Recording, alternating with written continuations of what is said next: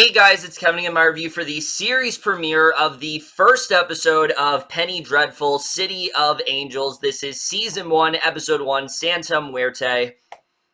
So what Penny Dreadful City of Angels is essentially about is it takes place many years after the events of the original show. We are now in 1930s Los Angeles, aka the golden age of Hollywood. This is when, World War II was starting to break out, but also tons of race riots were starting to emerge, and mainly center around this character Tiago Vega and his family, who are Mexican Americans that really aren't all that well respected because of the times, and he has recently gotten this position as a detective, and after this murder of sorts occurs, he ends up starting his job much earlier than he thought he was going to, and very quickly realizes that it may just be connected to this deity known as Santa Muerte, and basically from there, he has to try to investigate this murder while also trying to deal with this ongoing race war that is, starting to erupt, and trying to figure out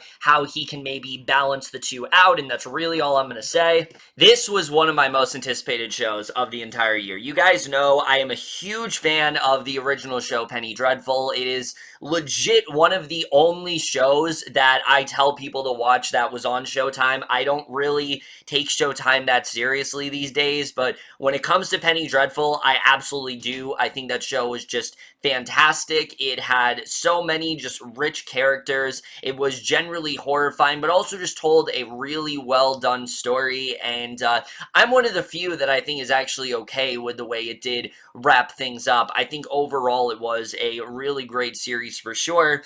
So hearing that John Logan was going to potentially continue it and make like a sequel series, I didn't really know how to feel about, but once I started here, it was basically going to be its own thing, just under the Penny Dreadful monger. I was very excited to see how this show was going to go. I was definitely hoping for more Penny. I've definitely been itching for more of that in my life. So obviously, it coming out early, I immediately jumped at the chance to watch this because I was really excited to finally get into it. And I have to say, is this show so far on the level of the original? No, but I was still pretty impressed by this premiere. I don't think the show is perfect. In fact, I do think there are some aspects of it that are actually quite messy, but there's a lot that it definitely does do right. And I do think that if it improves on some of the things I'm going to talk about, I think this could end up being a really well done show for sure that I do think is going to be able to stick out on its own. So we're just getting to right now.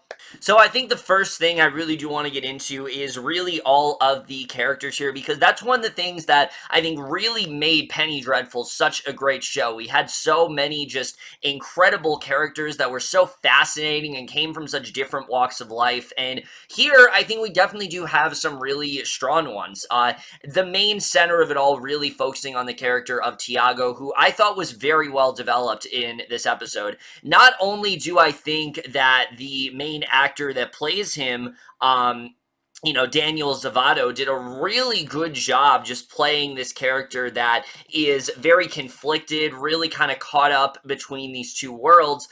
But I also thought they did a really good job of exploring him as a character just from this first episode alone, because Tiago is someone that is really trying to pursue this dream of being a detective. But obviously, there's a lot of racial tension going on. He's not very well respected by most of his most of this group, most of the people in his branch, he's not very well respected by. The LAPD is incredibly racist, minus his partner, played by Nathan Lang.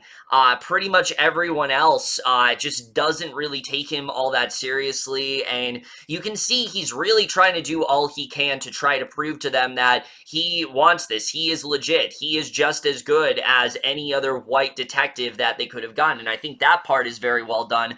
But the exploration of his family is also what really impresses me here, because I think they've done a really good job at showing just how much he cares about his family, specifically his relationship with his mother. These two have a very close bond, but he's also not entirely sure if she is always sound in the head because of her constantly talking about Santa Muerte and the fact that she holds these beliefs and the fact that Santa Muerte has straight up spoken to her.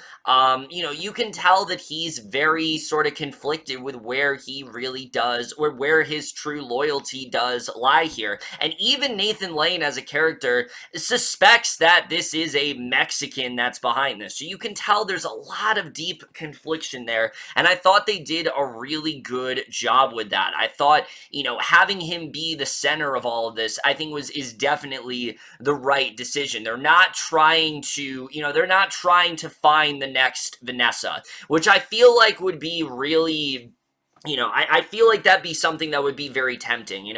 When you have a Penny Dreadful sequel series, the first thing everyone's going to think about is, okay, how do we recreate Vanessa? And I'm glad that's not their mission. They're doing something different. And I think having Tiago as our main focus is definitely the right approach. And especially the way things wrapped up with Tiago and him straight up killing his brother was very devastating to watch for sure. But it really was him drawing that line in the sand and saying, look, I'm going to be yeah, sure, I care about my family. Sure, I care about what's going on, but there isn't much that I can do about it. He's a little bit more pragmatic. He's a little bit more calm, and I don't think he's always going to be that way. I think if the ending of this episode is any indication, I don't think he's always going to look at things in a level-headed approach, because he kind of told himself that, like, look, there's nothing I can do about the construction that's going on, and I thought overall, he just did a really great, I thought overall his character just ended up being really fascinating here. I really found myself invested in this family overall, and I think that's one of the things that does separate it pretty well from Penny Dreadful. While Penny Dreadful focused on a bunch of people that seemingly should be enemies but kind of learn to be a family, they already are a family in that way. And so I think that's definitely something that is really great about this show, and I'm excited to see where things do go moving forward. And I'm interested in seeing, what they're really going to do with this character. There's a lot of places they could really take him, especially, like I said, from how he's not respected in his industry. He's not at all respected by the police academy. He's, someone that doesn't know if his mom is as sincere as she seems to be. He's someone who is doing all he can to try to, handle this murder. He's trying to prove himself to everyone in his, in his branch. And I think overall, he was definitely one of the best parts of this pilot. I liked what we got with Tiago overall as a character, and I think overall they did some good stuff with him for sure. The other big highlight of this pilot for sure has to be Natalie Dormer as the character of Magda, who I think is, no question, the absolute standout of this show so far. I mean, what she's doing here is absolutely extraordinary. I've always liked Natalie Dormer and things like Game of Thrones and things like that, but I never really felt like she was as well utilized in that as she could have been.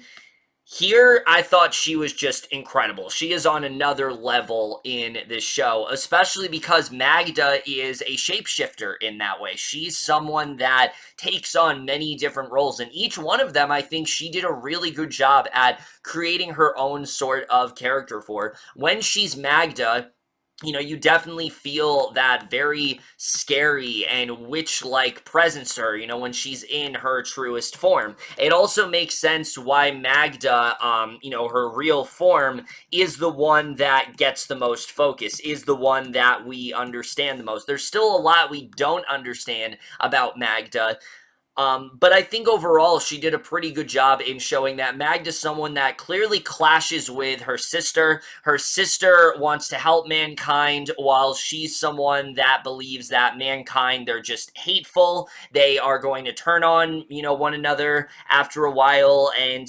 basically she just wants to, basically she just sees them as monsters and she wants to cause chaos in that way. That's why Raul, for example, that's why she was able to convince him. So I thought that that was a really interesting place for her to go. But beyond that, we don't know a lot more about her character other than she keeps talking about how she's going to offer her sister souls. And we see when she is in her form of Elsa, this seemingly German refugee who's from World War One. She actually abducts one of the children of Rory Kinnear's character and finds a way to push the child through her stomach. So I don't know what that's really about, but she definitely did a good job of creeping me out. That is for sure. If she is, she definitely has the creep factor down. She definitely has this very mysterious presence to her, and I feel like out of all the characters in this episode, she is absolutely the most intriguing because aside from those things I said, she's essentially a blank slate. At this point,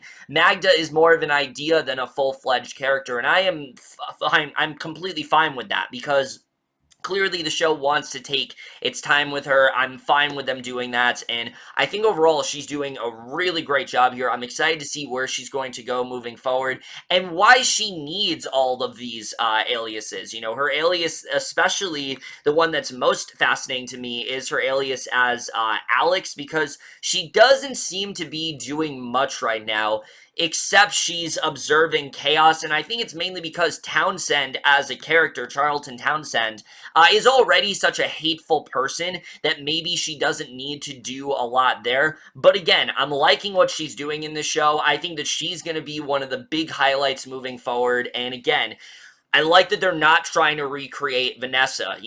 Magda is her own being entirely, and I think she's doing a really great job on this show. And I think it's I think the show is going to be worth watching alone just to see what the whole deal is with Magda. I'm excited to see what that is moving forward. So other characters in the show that I definitely found myself very attached to, Raul was a character I really did like, and while it does sadden me that they got rid of him in this first episode, I get why they had to get rid of him, because it's clear from the beginning there is a very clear divide between Raul and Tiago. Raul is very erratic. He's very angered by what's going on. Understandably very angered, because there's a lot of basically gentrification issues, but it's not exactly gentrification. It's mainly just they want to take the councilman wants to take a place that they held as children that they used to play in, and basically wants to bulldoze the entire town and turn into a construction area, which these are issues that we did see in the 30s. This is what started Zoot Suit riots and things like that. So you can understand why he is upset, but you also understand Tiago's point of view because he's trying to be a little bit more level-headed about it. He feels that if they don't get involved, then nothing bad is going to happen. He feels that, they're not going to get deported. He feels that if they just, let them be and let them do their thing pretty much, then they're not going to be as effective. But Raul, we see, isn't going to take no for an answer. And I found his character to be really intriguing. When he's clashing with Townsend, they did a really good job at, again, just really setting up that tension between the two groups. I think that's going to be a very big element of this show, is just really seeing just how gun-ho they are for each other, and I think that's something they definitely did a really good job with. And as far as him getting killed in this episode, again, yeah, I was a little bit disappointed by that at first, but again, I think it takes Tiago's character in the necessary direction that he needs to. Now that Raul is out of the way, Tiago can pretty much approach things in the way that he wants to, and we'll get to see, because I feel like after a while that would have gotten annoying. So I'm glad that they actually got him out of the way for now. I'm glad that we were able to dispose of the character early on because, again, while I appreciate the character now, I feel like that's a character that could only work for a short amount of time. I feel like it's a good thing that they got rid of him when they did, because I just feel that if they would have kept him around, it probably would have gotten very repetitive after a while. So I'm glad that they did dispose of him.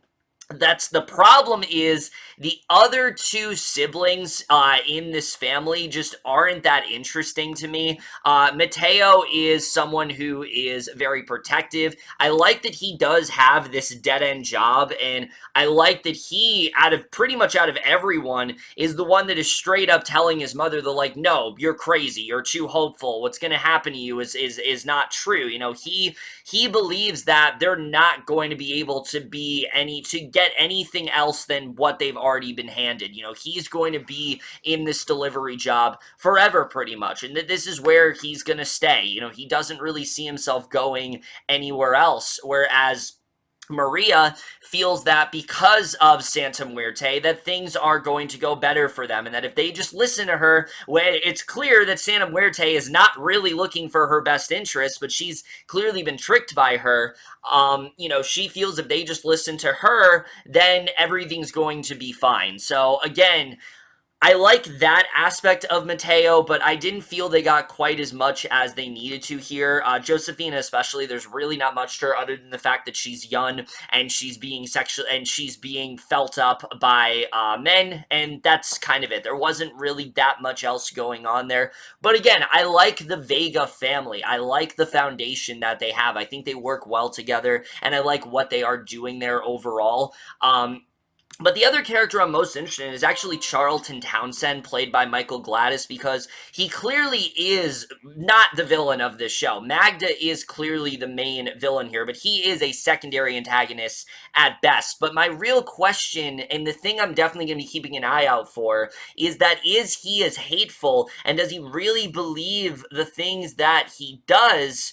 Um, you know, does he actually believe that, or is he just doing that to blend in? Because, you know, we think at first this is a very hateful guy. He's talking about how, like, Hitler's onto something, and he's talking about his hatred for, like, Mexican people and things like that. So this guy is very racist in that way. But then when he has that standoff with Thomasin Kretschmann's character Richard Goss, and Goss is basically manipulating him into thinking that, like, no, they're going to take over, they're the enemy. I'm wondering if he is his superior, and if maybe he doesn't feel the way that he does. I don't know. I'm excited to see where they're going to go with that character. And what I mean is, I have no doubt that Townsend has that very clear hatred for the Mexican community in the way that he does. I mean, the way that he talks to, you know, the way that he talks to Alex and things like that. It's very clear that he very much does hold those ideals. But again, I'm wondering if he's maybe being coaxed by Thomas Kretschmann's character to have a little bit more of a vitriol there, have a little bit more of a hate. I think they're building that character very well. I was worried he was going to be very cartoony in that way, but once he was approached by the Nazis and we realized that he is in cahoots with them and kind of is forced to work with them, that is a very interesting angle to take that character in, and so I'm excited to see what's really going on there. The whole idea of him becoming mayor and things like that, again, that's a really good direction to take him in, because he doesn't feel that he is qualified for that right now. You know, he feels that he's in a position where a councilman is already enough. He does not need to be the mayor of LA, but you see that Goss feels that this is really in his best interest. So I'm definitely interested in seeing where that really is going to go. So again, there's a lot of characters to like in this show, but if you guys can't tell, there is a lot happening in this show for sure. There's a lot of characters in this show, and I do feel that is the one thing that does slightly bring it down. There are just some characters here that I just don't see the point of. Rory Kerner. Look, I like Rory Kerner a lot. In the original Penny Dreadful, I think it was absolutely one of the big standouts, especially when he went in a more human direction as John Clare, and, you know, getting into the whole idea of someone that is seemingly supposed to be this beast is maybe the most human out of all of them. I think that's a great idea. But at this moment, I don't really see how his character fits in the show. I get it that he's this German doctor, and I get it that clearly he is pro-Nazi. I understand that, but aside from that, I don't understand why he really needs to be here. He didn't do much for me. All of his scenes, were just not nearly as interesting. The only scene I really liked with him that much was the scene with Magda because, well, I mean, the whole thing, the way that all wrapped up with her abducting one of his kids and things like that, I thought, not one of his kids, but the kid that he was with at the hospital, I thought was definitely very effective. But aside from that, there's just not a lot known about this character right now, so I didn't really find myself all that intrigued by him. Aside from his connection to the Vegas, because Maria is, like their maid and things like that, there's not a lot else we know about this character right now, and so I guess we'll have to see the way all that does turn out. And again, maybe the character of Peter Kraft will serve a much larger purpose, but as of right now, it really only feels like he's here because Rory Kerner is such a great character actor in that way, and they really wanted to continue to show that off here. And they did a good job because he's, again, unrecognizable in this role. If I didn't know that this was the same actor that played John Clare in in the original Penny Dreadful, I would not have been able to tell. That's how good he really is here. But aside from that, there just isn't much to latch onto with his character right now, and I just don't really see what role he serves in this show so far, unfortunately. He's just the one character that I really just do not feel needs to be here right now, and maybe that'll change, but as of right now, not really feeling that story. The other story that I'm not as into, as much as I do like Nathan Lane on this show, he's kind of one note right now. There just isn't a lot to him. We get the sense that he is seemingly the one good cop, the one person that does actually trust Tiago and wants to help him. There's that scene where Tiago is, all these racial slurs are being, flinged at him, and he is really feeling uncomfortable, and we see that, Louis Michener actually defends him. He very quickly, finds a way to defend him. He speaks up very quickly, so I like that. But aside from that, we don't really know much else about him. He seems very by the book. He isn't very violent. He talks about how, like, I've never used a gun before ever, which is interesting. But aside from that, besides, if Nathan Lane was not playing this character, I would not be nearly as into this character as I am, because Nathan Lane is fantastic. I'm loving what he's doing here. I think the rapport between him and Daniel Zovatto is great. I love that bond. But aside from that, don't really feel that much towards him, so I guess we'll see the way that does go down. I do think they do a good job of setting up Kerry Bishé's character, though, Sister Molly. We don't see a lot of her, but we do hear this one scene about her talking about, the prophecy and things like that, which I do feel they're a little too in your face about. But again, a lot of these characters are definitely really good. I like a lot of what's going on in the story. It's just there are some things that I think that just don't really belong in the show. The Nazi stuff also, I feel, is a little tacked on here. I understand it's late 30s and things like that, but you already have this whole racial tension between the Mexican Americans and the, regular Americans. You already have that tension going on, behind the councilman and the Mexican Americans, and I think that is very well handled. That the Nazi aspect just feels a little too much at the moment. I understand why it's in there. Obviously, it'd be going on in the times, but I just feel that it's just a one thing that doesn't have as much of a focus as it should. It almost at points feels like a different show. Whenever we cut to Rory Kerner's character, for example, I kind of felt like I was watching a different show because, again, I just don't feel that it blends quite as well as it should at the moment. I do feel there's just a few too many characters in this show right now, and that is the one thing that is bringing it down for me. But again, a lot of this writing I think is really well done. What they're trying to say about, all of the tension going on, but also the prophecy, which I will say is definitely very forceful. Lorenza Izo, very back and forth with her as an actress, but I'm not really feeling her in this role. I will say that right now. I think she's way too over the top, and especially the scene with her and Maria did not really inspire confidence. It was honestly pretty cheesy, and I just wasn't a big fan of that scene overall. But the prophecy itself is definitely intriguing. The idea that brother will kill brother, ethnicity will kill ethnicity, things like that. So basically, it's going to erupt in total chaos. But I do feel that that prophecy, they were just a little too forceful with it. I wish it would have been a little bit more subtle. And same with Maria. I wish her delusion would have been a little bit more ambiguous in this episode, because it's clear that she's not delusional. This is very much happening.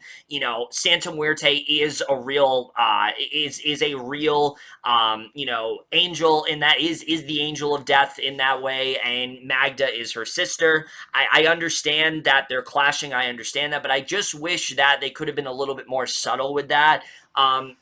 Just because, again, it would have made for overall, I think, a more compelling story in that way. And so while I do think there's a lot that they did right on that aspect, I do feel that was just a little bit forceful overall. And you definitely do feel John Logan's, sort of knack for characters throughout the show. That's something that you definitely do still feel here. It feels like John Logan is still very much behind it. You feel his passion, and I think they did a good job with that. But I also did really feel the directing by Paco Cabezas. I thought his directing was really well done. I like the way this episode was handled, because yes, the horror aspect is in there, but the show is clearly trying to dive more into the more crime drama aspects, and I think it's doing a good job with that. It's a good way of finding a way to separate itself from the original show, which can be quite a challenge when you have a show like Penny Dreadful, and so I think they're doing a good job with that overall here. Cinematography wise, though, I think the show is fantastic. I think the way that they have substituted the dark and very often, the dark and very Victorian sort of setting for this more very bright and star-studded Hollywood in that way, I think is really well done. There's a really nice contrast there. I think that for the most part, the cinematography is really good, costume design and things like that. All of that is very much on point. You definitely do feel like you're in the late 30s.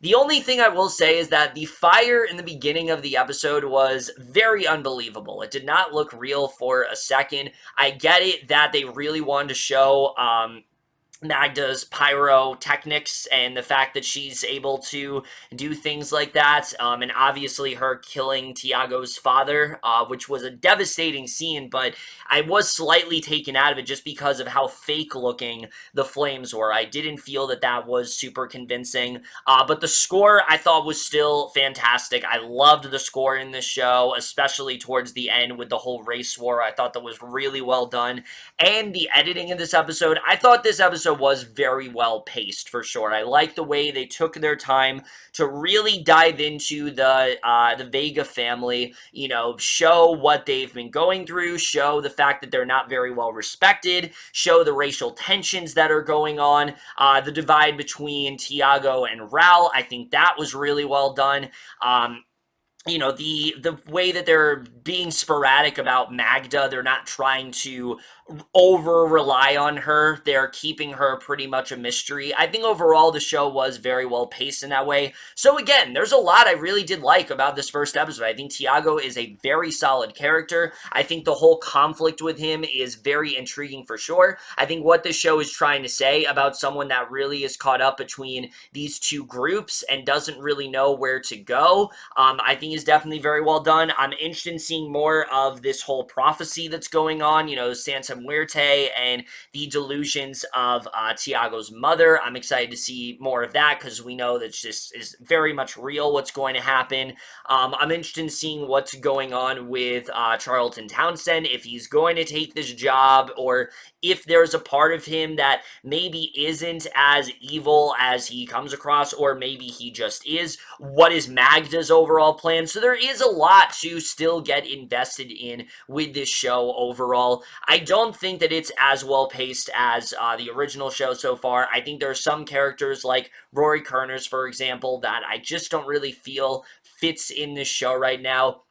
But overall, I definitely did overall really enjoy this first episode. So I am going to give the first episode of Penny Dreadful City of Angels, Season 1, Episode 1, Santa Muerte, overall, a B. But over, guys, to my review of Penny Dreadful City of Angels. Let me know what you guys saw this first episode overall. Left your thoughts, and we'll see you guys in my next video, and we'll see you guys for that. Okay, bye.